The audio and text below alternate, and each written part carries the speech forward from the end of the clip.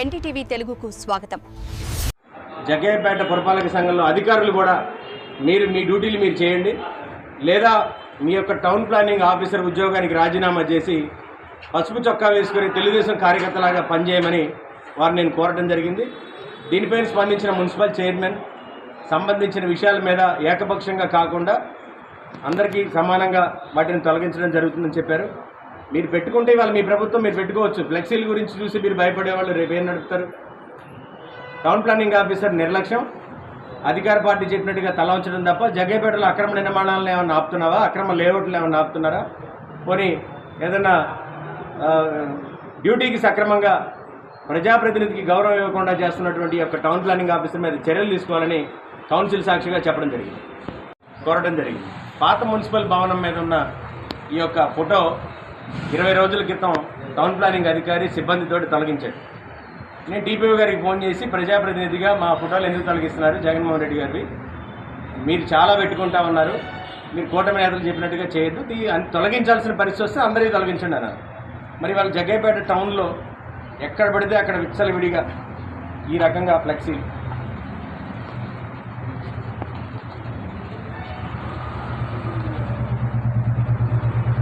ఇవన్నీ ఫ్లెక్సీలు కనపట్టలేదా?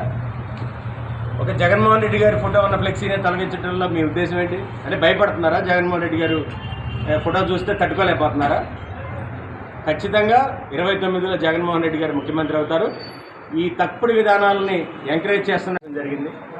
మరి కౌన్సిల్లోని అంశాలన్నిటితో మాట్లాడే సందర్భంలో స్వచ్ఛ జగ్గయ్యపేట స్పెషల్ గ్రేడ్ మున్సిపాలిటీగా రావటం, వీటన్నిటి మీద ప్రభుత్వం తరఫున మున్సిపల్ చైర్మన్ అధికారులు మరి ఏమీ మంజూరు కాకుండానే, ఇంకా ఏమీ శాంక్షన్ అవ్వకుండా, వర్కర్స్ పెరగకుండా, అధికారులు రాకుండా పూర్తి స్థాయిలో వాళ్ళు చప్పట్లు కొట్టుకొని వారికి వారే మరి భజన చేసుకోవడం జరుగుతుంది.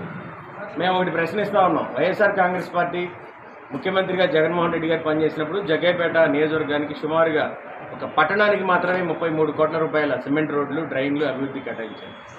మరి అటువంటి వ్యక్తి వాళ్ళ పులివెందుల శాసనసభ్యులుగా రాష్ట్రంలో 40% ఓటింగ్ కలిగినటువంటి, ప్రజాదరణ కలిగినటువంటి జగన్మోహన్ రెడ్డి గారి ఫోటోల్ని జగ్గయ్యపేటలో తొలగిస్తూ ఉన్నారు.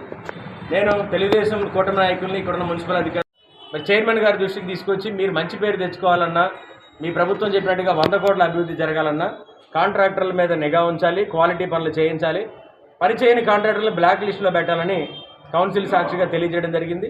అదేవిధంగా జగన్మోహన్ రెడ్డి గారి సాధారణ సమావేశంలో సుమారుగా 80కి పైగా అంశాలని ఈరోజు కౌన్సిల్లో ఏర్పాటు చేయడం జరిగింది.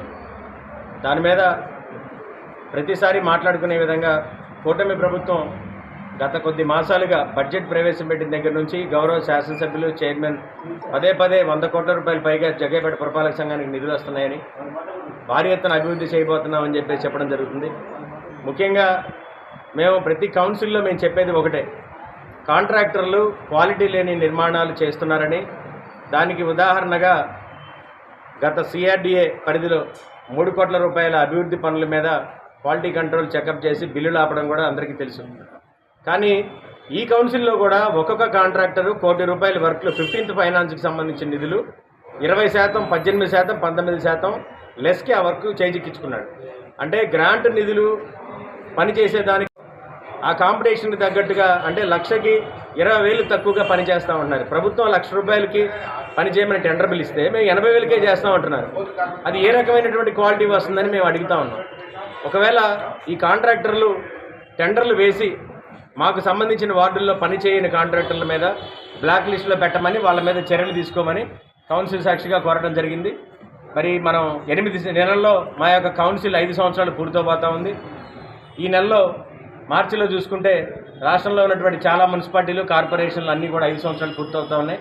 2వ దశలో జరిగిన పురపాలక సంఘాల్లో జగ్గయ్యపేట పురపాలక సంఘం ఒకటి కాబట్టి నవంబర్ 21వ తారీఖు 22వ తారీఖు సుమారుగా మా 5 సంవత్సరాల పదవీకాలం పూర్తవుతూ ఉంటుంది. మరి ఇంకా 8 నెలలు ఉంది. ప్రతి నెల ఒక సమావేశం చొప్పున 8 సమావేశాలు మాత్రమే ఉంటాయి. ప్రజా సమస్యలను ఎప్పుడు చెప్తానే ఉంటాం, కానీ